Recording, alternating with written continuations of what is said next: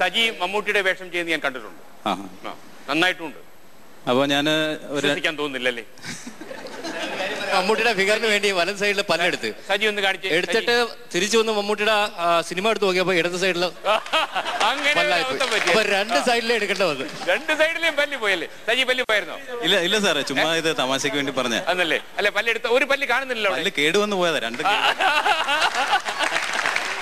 അത് രണ്ട് സൈഡിലും എങ്ങനെ കേടായി എനിക്കറിയത്തില്ല സാർ. എല്ലാം നിയോഗം, എല്ലാം ഒരു നിമിത്തം പോലെ. ഇത് മമ്മൂക്ക അറിഞ്ഞിട്ടുണ്ടോ ഈ ത്യാഗം? അത് ഒരു ദിവസം ഒരു ദിവസം പ്രാഞ്ചിയേട്ടൻ സിനിമയിൽ ഒരു ചെറിയൊരു വേഷം മമ്മൂക്കയുടെ ഒരു പഴയ കാലത്തിന്റെ സീക്വൻസിൽ അഭിനയിച്ചപ്പോഴ് അതിനുശേഷം പ്രാഞ്ചിയേട്ടൻ ആ സിനിമ കഴിഞ്ഞിട്ട് ബെസ്റ്റ് ആക്ടറിന്റെ ലൊക്കേഷനിൽ ടിനിച്ചേട്ടന്റെ കെയർ ഓഫിൽ ഞാൻ അവിടെ ചെന്നു. അപ്പൊ ടിനിച്ചേട്ടൻ പറഞ്ഞു, ഇക്കയെ അനുകരിക്കുന്നതിന് വേണ്ടി സജീകൃഷ്ണ പല്ലെടുത്തു എന്ന് പറഞ്ഞിട്ട് ഞാനിങ്ങനെ ചിരിച്ചുകൊണ്ട് നിൽക്കുക. അപ്പൊ മമ്മൂക്ക എന്നെ ഇങ്ങനെ നോക്കിയിട്ട് പറഞ്ഞു, ഇത് രണ്ട് സൈഡിലേയും പല്ലില്ലല്ലോ, എനിക്ക് ഒന്നല്ലേ ഉള്ളൂ ഇല്ലാത്തതെന്ന്. സാർ, ഞാനും ഇവനും ഒരു സമ്മതിയിലായിരുന്നു. ഇവൻ പറഞ്ഞിട്ട് എനിക്ക് മമ്മൂട്ടിയുടെ പേര് കിട്ടുമെന്ന് പറഞ്ഞാൽ ഈ പല്ലടിപ്പിച്ചത്.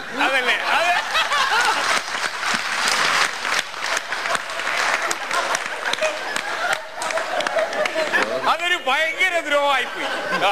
കാരണം ഒരുവിധമുള്ളവരാരും താങ്കളുടെ മുഖത്ത് നോക്കി അത് പറയില്ല. അതെന്താ സജി അങ്ങനെ പറഞ്ഞത്? സൂര്യയുടെ പേര് അല്ല, ഇതിപ്പോ എല്ലാം കണ്ണടച്ച് വിശ്വസിക്കാന്ന് ഞാൻ വിചാരിച്ചില്ല. ഞാനൊരു തമാശക്ക് പറഞ്ഞത് അതുപോലെ ചെയ്യുമെന്ന് ഞാൻ വിചാരിച്ചില്ല. ഇപ്പൊ കഞ്ഞി കുടിച്ചു പോവോ? കഞ്ഞി കുടിച്ചു പോകുന്നു, കുഴപ്പമില്ല. ചിക്കനോ? ചിക്കൻ കഴിക്കത്തില്ല, ഞാൻ കുറച്ച് ഡയറ്റിങ്ങിലൊക്കെയാണ്, യോഗയൊക്കെ ചെയ്യുന്നത്. 2.5 വർഷമായി സാർ. 2.5 വർഷമായിട്ട് യോഗയൊക്കെ ചെയ്യുന്നത്. ഇല്ല, അങ്ങനത്തെ പ്രോബ്ലം ഒന്നും അതൊന്നും വരാതിരിക്കാൻ വേണ്ടിട്ടാ. ഈ യോഗ ചെയ്യുന്നത് എന്തിനാ അറിയാമോ? 8 വർഷമായി മമ്മൂക്കയുടെ ഫിഗർ ചെയ്യുന്നത്. മമ്മൂക്ക ഇപ്പോഴും അതുപോലെ ഇരിക്കുവാ, ഇവന് വയസ്സായി. യോഗ